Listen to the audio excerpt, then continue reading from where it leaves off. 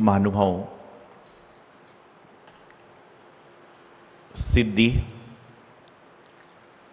प्रसिद्धि और आत्म सिद्धि। कुछ लोग सिद्धि चाहते हैं, कुछ लोग प्रसिद्धि चाहते हैं और कुछ लोग आत्म सिद्धि चाहते हैं। जो सिद्धि चाहते हैं वो जब तक किया करते हैं, जो प्रसिद्धि चाहते हैं वह सामाजिक कार्य किया करते हैं, और जो आत्मा की सिद्धि करना चाहते हैं वह भी जब तक करते हैं, लेकिन वह अपनी आत्मा को रुझाने के लिए करते हैं, ना कि पर को रुझाने के लिए करते हैं। सौ कल्याणम मुखम के कह दिया कि पहले इंसान को अपने बारे में सोचना चाहिए। आप सोचोगे महाराज जी ने आज कैसी बात चालू कर दी कि पहले अपने बारे में सोचो। बिल्कुल सही, इंसान को सबसे पहले अपने बारे में सोचना चाहिए, और समय मिल जाए तो उसके बाद में दूसरों के बारे में सोचना चाहिए। हम लोग तक पहले 100 का कल्याण करते हैं और उसके बाद समय बचता है तो पर कल्याण की बात सोचते हैं। विचार करिएगा, मैंने जो बात कही है कि पहले अपने बारे में सोचो, अर्थात हमें पहले अपने अंदर की आत्मा को संवारने का विचार करना चाहिए कि मेरे अंतरंग की आत्मा, मेरे अंतरंग का भाव, मेरे अंतरंग की क्रिया कैसे संवर जाए।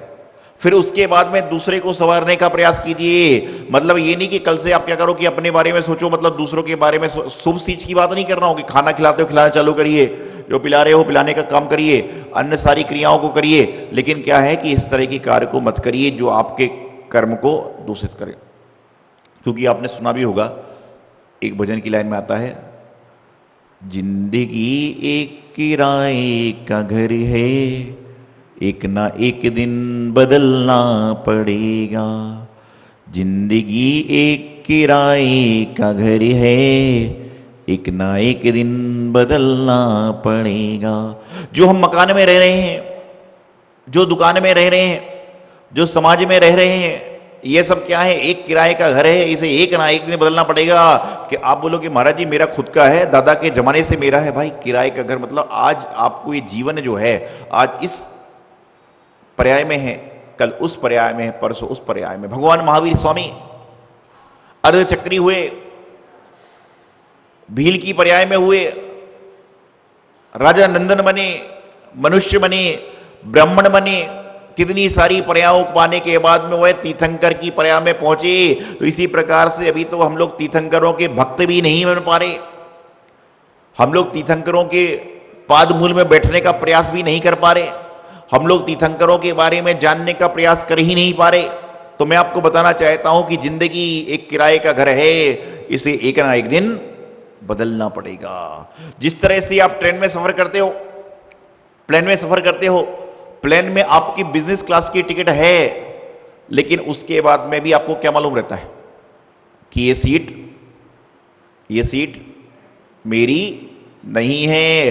उसी तरह से आपको इस बात का भी भान होना चाहिए कि ये शरीर भी मेरा नहीं है, एक ना एक दिन बदलना पड़ेगा। ये श्वास चल रही है, जब तक चला लो, नहीं तो आज के जमाने में श्वास को भी खरीदना पड़ता है। पहले के जमाने में इंसान श्वास खुली लेता था, लेकिन आज श्वास को भी खरीदना पड़ रहा है, आज श्वास को भी लेना पड़ रहा है, आज श्वास को भी अस्पताल के माध्यम से करना पड़ रहा है। विचार करिए क्या जमाना आ गया कि श्वास भी किराए की लेना पड़ रही है। अरे इंसान हर चीज किराए की लेता है, ट्रेन में बैठ रहा है तो टिकट पे कर रहा है किराए की, ऑटो में बैठ रहा है तो किराए पे, गाड़ी में बैठ रहा है तो किराए पे। तो खुद का क्या है? एक कपड़े एक समय के बाद में उतार दिए जाते हैं, खाना एक समय के बाद पचन हो जाता है, चश्मा बदल जाता है, दांत बदल जाते हैं। तो इंसान का है क्या? इंसान जो कर्म करेगा वही इंसान के अपने कर्म होते हैं। तो कोई सिद्धि चाहता है, कोई प्रसिद्धि चाहता है, कोई आत्मा की सिद्धि चाहता है। जो सिद्धि चाहता है वह तरह तरह के काम करता है कि मुझे यह विद्या सिद्ध हो जाए, उसका मैं उपयोग ऐसा करूं वैसा करूं वैसा करूं। और कोई प्रसिद्धि चाहता है वह क्या करता है, इस तरह के काम करता है कि उसे प्रसिद्धि मिल जाए। लेकिन जो आत्म सिद्धि चाहता है न वह जप करता है, न मंत्र करता है, न काम करता है, बल्कि वह तो आत्मा को एको हम निर्मम सिद्धो ज्ञानम योगेंद्र गोचरा, इस बात को विचार करके अपनी आत्मा को सिद्ध करने का प्रयास करता है। और आत्मा की सिद्धि, आत्मा की प्रसिद्धि, आत्मा का लक्षण जानना है तो आप भीड़ में भी एकांत को खोजिए। एकांत में भीड़ को मत खोजिए। आज परेशानी है, बोले महाराज जी मैं मंदिर आता हूं, मंदिर में बैठ के जाप करता हूं, उस समय इतनी जोर जोर से हल्ला होता है। उसी हल्ले में ध्यान लगाने का नाम ही तो आत्मा में रमण है। उसी चहल पहल में तो इंसान को आत्मा रमण करने का नाम क्या है? उसी चहल पहल में घूमने फिरने का नाम ही तो आत्मा में वास करना है। अरे मुझे बताइए कि जिस घर में दो बुजुर्ग हों, बेटे अमेरिका में हों, पोते पोती लंदन में पढ़ते हों और दो बुजुर्ग हों, उस घर में कहां से बच्चों की शरारत की आवाज आएगी? जिस घर में 10 बच्चे हों, भरा पूरा परिवार हो और वहां पर शरारत की आवाज आ रही है और वहां पर तुम्हारी हसरत सही हो तो समझ के चलना कि तुम्हारे जीवन का कल्याण है। एक व्यक्ति आया, बोले महाराज जी मैं आज से नियम ले रहा हूं कि दिन में 8 घंटे मौन रखूंगा। मैंने कहा परिवार में कौन कौन है? बोले भरा पूरा परिवार है, 2 बच्चे हैं, 2 बहू हैं, 4 पोते पोती हैं। मैंने कहा बच्चे कहां पढ़ते हैं? बोले बच्चे लंदन में, 2 जापान में पढ़ते हैं। मैंने कहा बेटे बहू कहां रहते हैं? बोले 2 लंदन में रहते हैं और 2 जापान में रहते हैं। तो मैंने कहा तुम्हारे साथ कौन रहता है? 8 घंटे जो मौन लेने के लिए व्यक्ति आया, मैंने उससे पूछा कि तुम्हारे साथ कौन रहता है? बोले महाराज जी मेरी पत्नी है, वह प्रातःकाल 6 बजे मंदिर जाती है और लगभग 12 बजे साधु संतों को आहार देकर आती है। तो मैंने कहा तुम मौन कब लेगा? बोले 6 बजे से लेकर 12 बजे तक का मौन ले लूंगा, 6 घंटे ये मौन ले लूंगा और 2 घंटे जब वो आराम करते हैं उस समय। तो मैंने कहा जब तेरे पास कोई बोलने का ही नहीं तो तू बोलेगा किसको? दीवाल को बोलेगा क्या? जब मेरे पास में सुनने वाला ही नहीं तो मैं सुनाऊंगा किसको?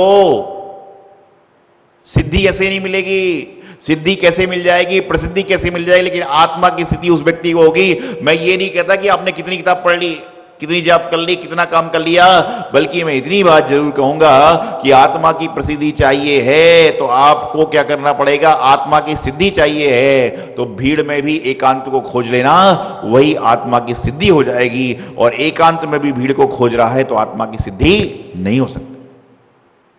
आज लोग प्रयास करते हैं, विचार बनाते हैं, भावनाओं को बनाते हैं, क्रियाओं को करते हैं और इन सब को करने के बाद में कभी आपने विचार किया कि मैंने जो आप रोज अभिषेक करते हैं, रोज पूजा करते हैं, रोज घर में खाना बनाते हैं, रोज ऑफिस में जाते हैं, लेकिन कभी आपने विचार किया क्या कि कल के कार्य में और आज के कार्य में मेरा कितना परिवर्तन हुआ?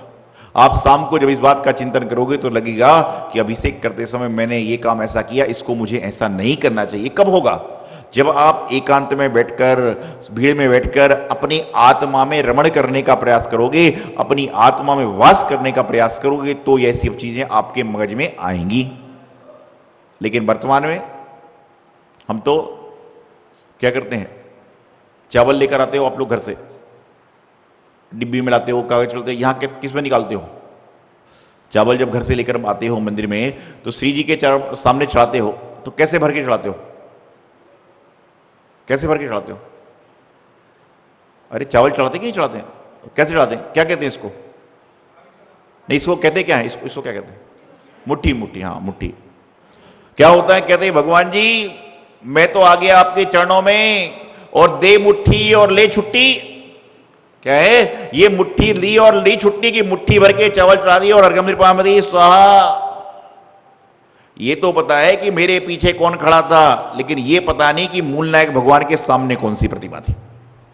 ये तो पता है कि मेरे बाजू में जो खड़ा था या खड़ी थी वो इस तरह से कार्य कर रही थी, लेकिन ये पता नहीं कि आज शांति धारा कौन से भगवान जी के मस्तक पर हुई। आत्मा में रमण कैसे होगा? ऐसे नहीं होगा। आत्मा में रमण जब होगा कि जब जो आत्मा के कल्याण के लोग हैं, पथिक हैं, उनके हम लोग पदानुगामी बने, तो हमारी आत्मा का कल्याण होगा और हमारा जीव स्वतंत्र होगा। आज हमारा जीव स्वच्छंद हो चुका है। आज मनुष्य की स्थिति स्वच्छंद हो चुकी है। वह इतनी स्वच्छंद हो चुकी है, इतनी स्वच्छंद हो चुकी है, इतनी स्वच्छंद होती है, इतनी पराधीन हो चुकी है, इतनी पराधीन हो चुकी है कि उसको आत्महित का ज्ञान ही नहीं, शौक पर का ज्ञान ही नहीं, अच्छे बुरे का ज्ञान ही नहीं। वही तो बस चला जा रहा है, चला जा रहा है। आप, मैंने बचपन में एक बार देखा था, एक दादाजी ने केला खाया और केले खाने के बाद उन्हें छिलका फेंक दिया और उसके बाद में से एक आदमी दौड़ता दौड़ता आ रहा था और वह फिसल के गिर पड़ा, तो मैंने ही बड़ी जोर जोर से ताली बजाई। तो मुझे एक परिवार के किसी व्यक्ति ने कहा था कि ऐसा मत करो। मैंने पूछा क्यों? बोले कि यदि ऐसा कर रहे हो, कल के दिन आज तुम छिलके को गिरते देखकर ताली बजा रहे हो सकता है कि कल के दिन हमारा एक्सीडेंट हो जाए और लोग वहां पर फोटो खींचने वाले हो जाएं, कोई उठाने वाला न रहे। और आज वर्तमान में वही हो गया है। यदि कहीं पर एक्सीडेंट हो गया है तो मोबाइल से फोटो उतारने वाले तो बहुत हैं, लेकिन उसको जाकर हाथ से उठाने वाला कोई भी नहीं मिलता। वीडियो बनाने वाले तो बहुत हैं कि ऐसी गाड़ी की तकरार हो गई। तो मेरा कहने का मतलब था कि केले के छिलके पर यदि कोई गिर रहा है, आपने यदि केले के छिलके को गिरा हुआ देख लिया तो उस छिलके को उठा के साइड में करिए और उस दादाजी से कहिए कि आपका कर्तव्य यह नहीं है। उस आदमी से कहिए, उस इंसान से कहिए कि आपका कर्तव्य ये नहीं है। आज आत्मा की सिद्धि चाहते हो, आत्मा की प्रसिद्धि चाहते हो, लेकिन मंदिर में आने के बाद कई लोग कागज में जो चावल लेकर आते हैं, चावल भगवान की टेबल पर और पुड़िया जमीन पर, कैसे आत्मा की सिद्धि हो जाएगी? मंदिर की माला, मंदिर की किताब, मंदिर का आसन, मंदिर की सामग्री, मंदिर का सब कुछ जो तुम्हारा है क्या? बोले महाराज जी हम तो रुपया डाल देते हैं। अरे रुपया डाल देते हो तो अच्छी बात है, वो तो तुम्हारा दान देना कर्तव्य है, लेकिन कभी कम से कम एक बार ऐसा करके तो देखो, महीने में एक बार, कि खुदा की अपनी सामग्री बनाओ। आजकल तो सारी दुनिया बना रही है। खुद आओ, अपनी सामग्री लगाओ, अपना पटा लेकर आओ, जब आपको मालूम चलेगा कि होता क्या है। बनी बनाई खीर तो सभी लोग खाना जानते हैं, लेकिन खीर जो बनाकर खाता है उसको खाने का आनंद अलग ही होता है। जिस तरह से दिसंबर के महीने में जब कड़ाके की ठंड पड़ती है और 10, 15, 20 दिन तक सूरज नहीं निकलता, तो उसके बाद जब सूरज निकलता है तो सारी सड़क पर, सारे पार्कों पर, सारी छतों पे आपको ऐसे लोग मुस्कुराते दिखते हैं, ऐसे लोग मुस्कुराते दिखते हैं, ऐसे लोग मुस्कुराते दिखते हैं जैसे बहुत बड़ी जंग जीत कर आ गए। क्यों? क्योंकि 15 दिन की कड़कड़ाती ठंड के बाद जब सूरज निकला करता है तो उस समय मालूम चलता है कि हमने कुछ पाया है। तो जब जीवन में कुछ चीज नहीं मिलेगी, जब आपको मालूम चलेगा कि उसकी महत्वता क्या है। आज क्या है, जन्म लिया, माता पिता ने सोने की चेन पहना दी, बड़े हुए हाथ में खेल खिलौने पकड़ा दिए, और बड़े हुए साइकिल मिल गई, और बड़े हुए गाड़ी मिल गई, और बड़े हुए तो कार मिल गई, और थोड़े बड़े में शादी कर दी, और उसके बाद में वही बच्चा, माता पिता कहते ऐसा काम करना है, वो कहता क्यों करना है। उसके सामने जब कहते हैं ये काम करना है तो कहता क्यों करना है। अरे भाई तू समझता नहीं, तुझे जन्म देने के बाद पहली चैन पहनाने वाले ये हैं और तू उनको बेचैन कर रहा है। आज हर माता पिता को देखने में आया करता है कि जिस बच्चे को सबसे पहले सोने की चैन तुमने अपनी निकाल कर उसको पहना दी और आज उससे तुम्हें बेचैन कर दिया। क्यों? क्योंकि आपने उसको संस्कार ऐसे दिए कि वह भौतिकता में तो चला गया लेकिन नैतिकता में नहीं आ पाया। और जो व्यक्ति भौतिकता से दूर रहता है और नैतिकता में आता है उसके जीवन का कल्याण अपने आप हो जाता है। तो सिद्धि, प्रसिद्धि और आत्मसिद्धि, इसको जाने। सिद्धि तो बहुत सारी हो चुकी और प्रसिद्धि भी बहुत मिल चुकी, लेकिन क्या हमें आत्मा की सिद्धि हो चुकी है? आत्मा की सिद्धि की राह पर हम चल रहे हैं, ये बहुत बड़ा क्वेश्चन मार्क हमारे जीवन में है। आत्मा की सिद्धि करना है तो सिद्धि को छोड़ो, प्रसिद्धि को छोड़ो और आत्मा की सिद्धि करो। भगवान पारसनाथ ने आत्मा की सिद्धि कर ली तो इनकी सिद्धि भी है और इनकी प्रसिद्धि भी है। और जो व्यक्ति आत्मा की सिद्धि कर लेता है उसकी सिद्धि प्रसिद्धि अपने आप हो जाया करती है। तो अपने जीवन में आत्मा की सिद्धि करने का प्रयास करें, आत्मशुद्धि का करने का प्रयास करें, यही मोक्ष का रास्ता। आचार्य गुरुदेव सिद्धांत सागर जी महाराज के। आचार्य गुरुदेव श्री सौभाग्य। जय जिनेन्द्र।